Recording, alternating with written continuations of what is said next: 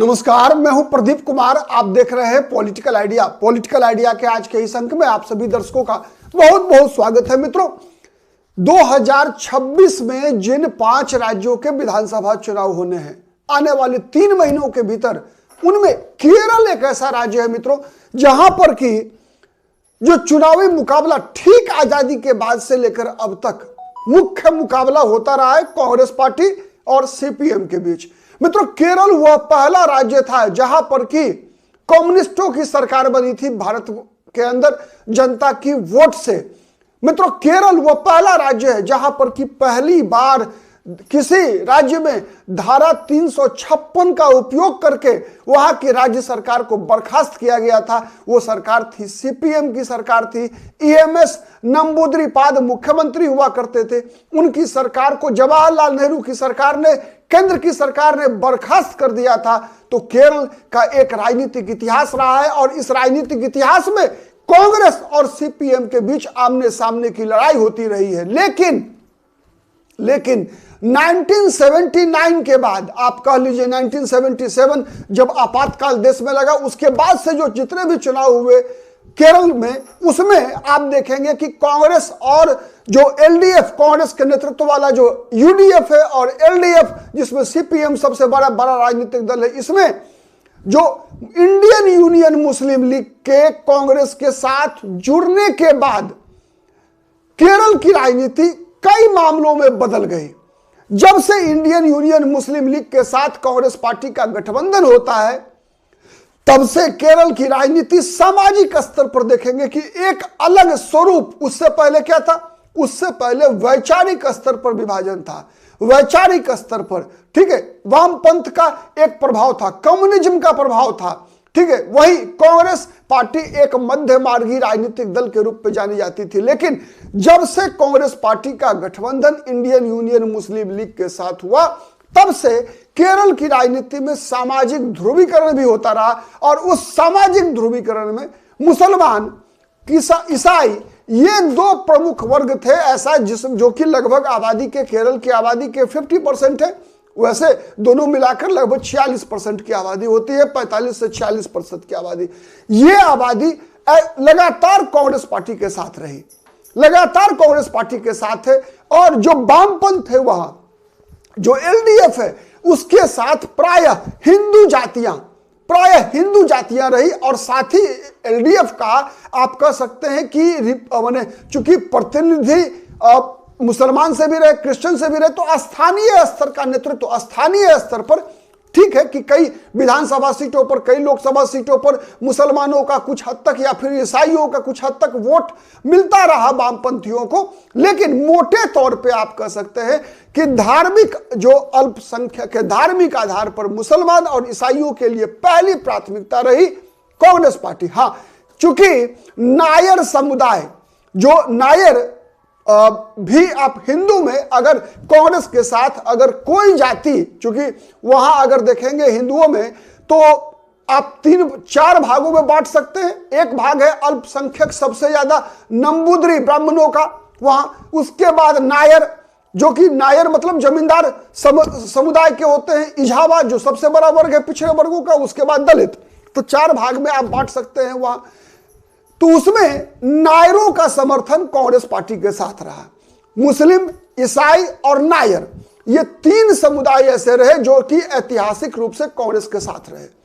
वहीं जो पिछड़ा वर्ग है, इजावा, दलित, ऐसे जातियां प्रायः आप देखेंगे तो वहां वामपंथी मोर्चे के साथ रहा। लेकिन 1990 के बाद जब बीजेपी का प्रवेश हुआ वहां की राजनीति में, मतलब बीजेपी ने एंट्री मारी, तो एक और कोना बीजेपी वहां खोलना शुरू हुआ। भले ही वो बहुत छोटा था। सबसे पहले बीजेपी को शरण मिला वहां नंबूद्री ब्राह्मणों के कारण, ठीक है। और दूसरा, बीजेपी के से जुड़ते रहे वो नायर समाज के लोग, समुदाय के लोग, जो कांग्रेस से नाराज थे। आज भी अगर भारतीय जनता पार्टी के प्रदेश अध्यक्ष राजीव चंद्रशेखर की बात कीजिए, बीजेपी के केरल में सबसे बड़े नेता रहे ओ राजगोपाल की बात करेंगे आप, बीजेपी के बड़े केंद्र में मंत्री वी मुरलीधरन की बात करें आप, आरएसएस के बड़े बड़े नेताओं की बात करेंगे अगर केरल में, तो सर्वाधिक संख्या केरल में जो बीजेपी और आरएसएस के नेता हैं वो नायर समुदाय से आते हैं। तो सबसे पहले नंबूदरी के बाद अगर बीजेपी ने किसी सामाजिक वर्ग को साधा तो वो था नायर, नंबूदरी फिर नायर। उसके बाद 2014 के बाद से जब से नरेंद्र मोदी का भारतीय राजनीति में एक प्रकार से चमत्कारिक उदय होता है, करिश्माई छवि निकल कर आती है, प्रधानमंत्री बनते हैं नरेंद्र मोदी, तब नरेंद्र मोदी उन दिनों जब भारतीय जनता पार्टी जानी जाती थी केवल उत्तर भारतीयों की पार्टी, केवल दक्षिण में केवल कर्नाटक में भारतीय जनता पार्टी की उपस्थिति हुआ करती थी, तो भारतीय जनता पार्टी ने जब अपना दक्षिण में विस्तार करना शुरू किया तो पहला भारतीय जनता पार्टी के निशाना पर था इजावा समुदाय। इजावा समुदाय और इजावा का भी सबसे ज्यादा, इजावा पर सबसे ज्यादा प्रभाव किसका था? पिनराई विजयन का, सीपीएम का, वाम मोर्चे का। ऐतिहासिक रूप से केरल के दलित और केरल के इजावा, जितने भी पिछड़ी दलित जातियां हैं वो सब वामपंथ के साथ रही, वाम मोर्चे के साथ रही, एलडीएफ के साथ रही। और भारतीय जनता पार्टी 2014 के बाद से लगातार इसी इजावा समुदाय को, जो कि सीपीएम की सबसे बड़ी ताकत है, पिनराई विजयन के लगातार 10 वर्षों से मुख्यमंत्री बने रहने में इसी इजावा समुदाय की सबसे बड़ी भूमिका है। पिनराई विजयन इजावा है, दलित उनके साथ है, क्योंकि दलित प्रायः इजावा के साथ रहा है केरल में। लेकिन जिस प्रकार से पिनराई विजयन की जाति के अंदर ही विद्रोह की स्थिति है, इजावा समुदाय के लोग, इजावा समुदाय के मित्रों सबसे बड़े नेता है वहां, सबसे बड़े नेता है वेल्लापल्ली नटेशन। आपको पता है, मैं बताऊं, दक्षिण भारत उत्तर भारत की तुलना में अपने सामाजिक समूह, जिसे जातीय समूह कह लीजिए, वर्ग समूह कह लीजिए, इसमें सांस्कृतिक ही नहीं राजनीतिक रूप से भी अधिक एकताबद्ध है। और वहां एसएनडीपी सबसे बड़ा संगठन है इजावा समुदाय का, सबसे बड़ा और कहा जाता है कि सैकड़ों स्कूल, कॉलेजेज, अस्पताल, ये सब कुछ चलाया जाता है वहां जातीय संगठनों के माध्यम से। ठीक है, तो चाहे वो नायरों का संगठन हो, चाहे वो नायरों का संगठन हो, नायर जाति का संगठन हो, या फिर इजावा समुदाय का, ये सब के संगठन के लोगों को लग रहा है कि वहां केरल की राजनीति में सबसे बड़ा खतरा क्या है? कांग्रेस पार्टी के साथ जो इंडियन यूनियन मुस्लिम लीग का बढ़ता हुआ प्रभाव, और इस बढ़ते हुए प्रभाव को इजावा कम्युनिटी के नेताओं को भी लग रहा है, जितना उतना ही लग रहा है नायर समुदाय के नेताओं को, कि इस पीएफआई मॉड्यूल के बढ़ते हुए प्रभाव को रोकने में जो वाम मोर्चा है, जो एलडीएफ है, वो समर्थ नहीं है, सक्षम नहीं है, ये नहीं रोक पाएंगे। अगर इनको रोकना है तो फिर एकमात्र विकल्प है भारतीय जनता पार्टी।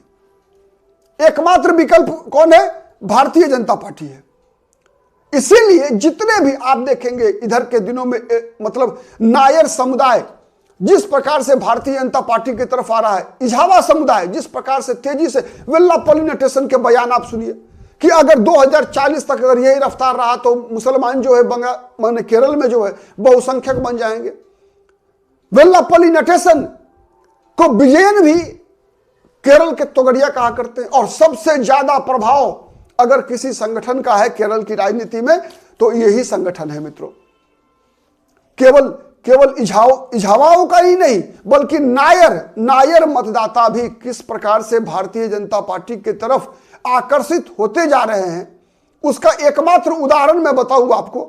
सबसे बड़ा उदाहरण क्या है कि आप देखिए, शशि थरूर जो कांग्रेस पार्टी के बड़े नेता हैं, कांग्रेस पार्टी के बड़े नेता हैं, बयान बीजेपी के खिलाफ नहीं दे रहे हैं। बीजेपी के खिलाफ एक भी बयान नहीं दे रहे हैं। क्यों नहीं दे रहे? इसलिए कि नायर समुदाय के बीच किस प्रकार से आकर्षण बढ़ता जा रहा है बीजेपी के लिए, तो उस दबाव में है शशि थरूर। और उस बात की पुष्टि इस बात से भी होती है मित्रों कि 45 वर्ष तक, आप देखिए, केरल की राजधानी तिरुवनंतपुरम जहां से शशि थरूर सांसद हैं, 45 वर्षों तक विपक्ष में कौन रहा, नंबर 2 पर कौन रहा? सीपीएम का कब्जा था तिरुवनंतपुरम म्युनिसिपैलिटी कॉर्पोरेशन पर, विपक्ष में रही कांग्रेस। लेकिन अपदस्थ किसने किया? खूंटा उखाड़ा किसने सीपीएम का? भारतीय जनता पार्टी ने उखाड़ा, कांग्रेस नहीं उखाड़ पाई। क्यों? इसलिए नहीं उखाड़ पाई क्योंकि वामपंथ के समर्थन करने वाले लोगों को भी लग रहा है कि नहीं, अब केरल की समस्याओं का समाधान न वामपंथी कर सकते हैं ना कांग्रेस कर सकती है। मतलब वामपंथ का विकल्प कांग्रेस को नहीं मानते। यह इस बात की पुष्टि होती है तिरुवनंतपुरम के चुनाव परिणाम से। इस बात की पुष्टि कासरगोड, मैं बता रहा हूं, कासरगोड जिला में जो अभी म्युनिसिपल कॉर्पोरेशन का चुनाव हुआ है, वहां 29 वार्ड में विभाजित है और वहां 29 में 24 सीटें किसे मिली है? एलडीएफ को, सॉरी यूडीएफ को, कांग्रेस पार्टी के गठबंधन को। और उस 24 में मित्रों 23 सीटें जीतने में कामयाब हुई है मुस्लिम लीग। कांग्रेस मात्र 1, कांग्रेस 1 और बीजेपी 12। पिछली बार बीजेपी 14 जीती थी।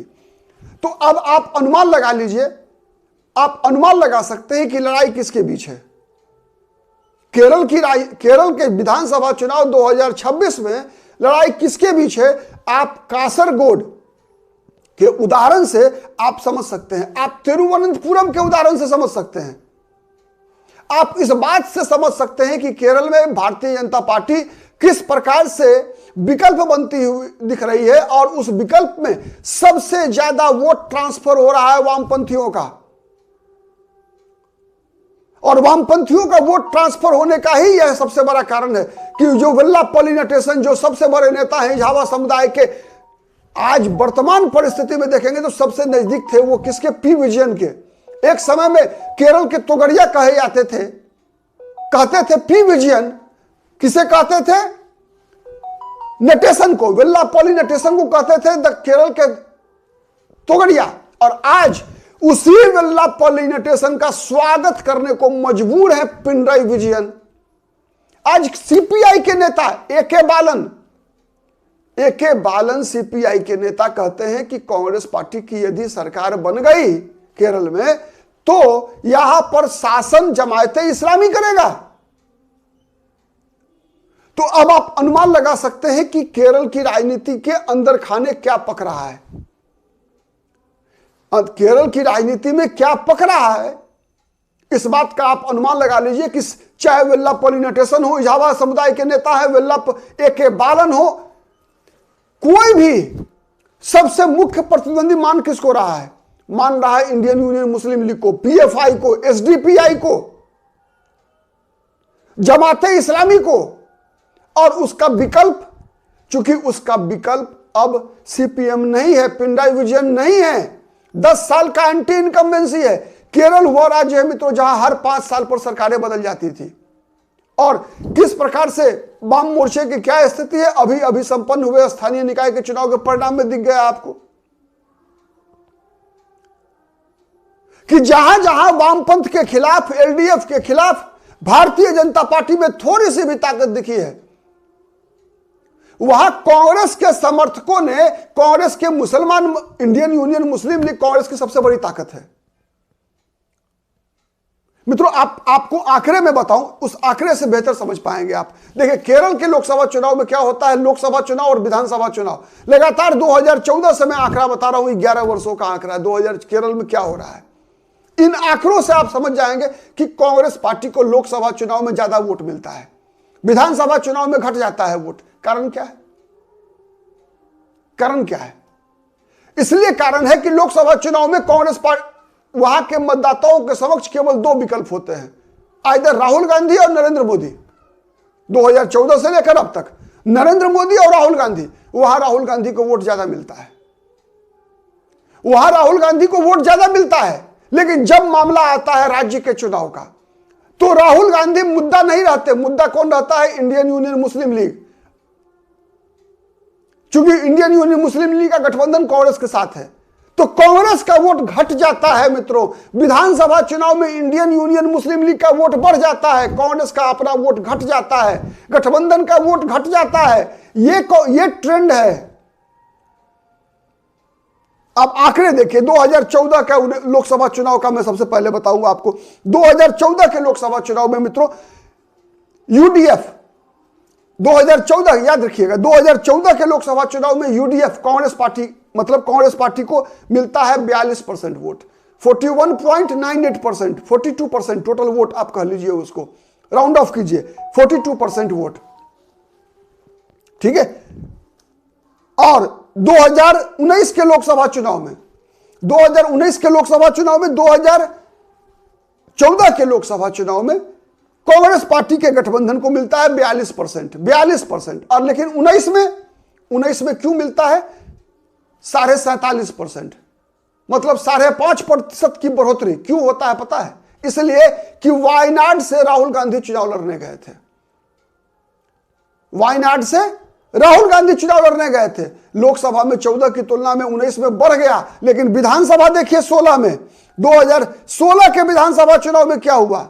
दोनों के बीच में है ना, मतलब 14 लोकसभा चुनाव में कांग्रेस 42 और 19 में 48, मतलब 42 और 48%। 14 में 42%, 19 में लगभग 47.5%। लेकिन 16 के विधानसभा चुनाव में कांग्रेस पार्टी को मिलता है मात्र 38.8%। 38.8%। कहां गया ये 10% से लेकर 5%, 4% से 10% के बीच का वोट? क्यों नहीं मिला कांग्रेस को?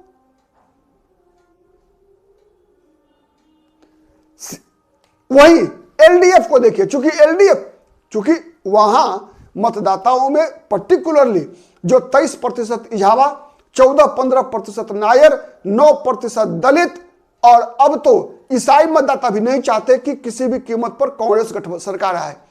लोकसभा चुनाव में ईसाई मतदाता राहुल गांधी के साथ होते हैं। लोकसभा चुनाव में ईसाई मतदाता राहुल गांधी के साथ होते हैं। यही डिफरेंस है सबसे बड़ा लोकसभा और विधानसभा के बीच, कि ईसाई मतदाता लोकसभा चुनाव में राहुल गांधी को वोट देते हैं, कांग्रेस पार्टी को वोट देते हैं, लेकिन विधानसभा चुनाव में नहीं देते। इसलिए नहीं देते कि विधानसभा चुनाव में राहुल गांधी, कांग्रेस पार्टी और यूडीएफ की सरकार बनने का मतलब है कि इंडियन यूनियन मुस्लिम लीग की ताकत बढ़ना, पीएफआई की ताकत बढ़ना, एसडीपीआई की ताकत बढ़ना, जमाते इस्लामी की ताकत बढ़ना, लव जिहाद का बढ़ना। यह सब चीजें माना जाता है कि केरल में होता है। अब चलिए आपको बताऊं 2024 लोकसभा चुनाव का आंकड़ा। 2024 के लोकसभा चुनाव में कांग्रेस पार्टी की सीट वोट थोड़ी घटी, 2% वोट घट गया, 45.21%, और एलडीएफ का तो और घट गया। मालूम है क्यों घटा?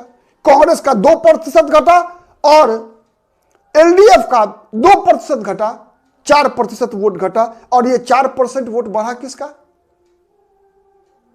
बीजेपी का बढ़ा। 2024 के लोकसभा चुनाव में भारतीय जनता पार्टी 19.5% वोट, लगभग 19.24% वोट पाने में कामयाब रही। पहली बार केरल के इतिहास में भारतीय जनता पार्टी लोकसभा चुनाव जीतने में कामयाब रही त्रिशूल से। तो यह परिवर्तन की तरफ बढ़ चला है केरल। केरल में वामपंथी जितने भी मतदाता हैं उनको यह एहसास हो चुका है कि अब पिनराई विजयन की party LDF, CPM Congress party को रोकने में सक्षम नहीं है। और यही कारण है कि चाहे वो लोकसभा का चुनाव रहा हो, बीजेपी का वोट बढ़ना, चाहे वो स्थानीय निकाय का चुनाव का परिणाम रहा हो, हर तरफ, चाहे आप राजीव चंद्रशेखर की योजनाओं, रणनीति को सफल होते हुए आप देख रहे हैं, चाहे जो साबू एम जैकब की बीजेपी के साथ गठबंधन करना रहा हो, कई ऐसी घटनाएं हैं जिसका स्पष्ट संकेत है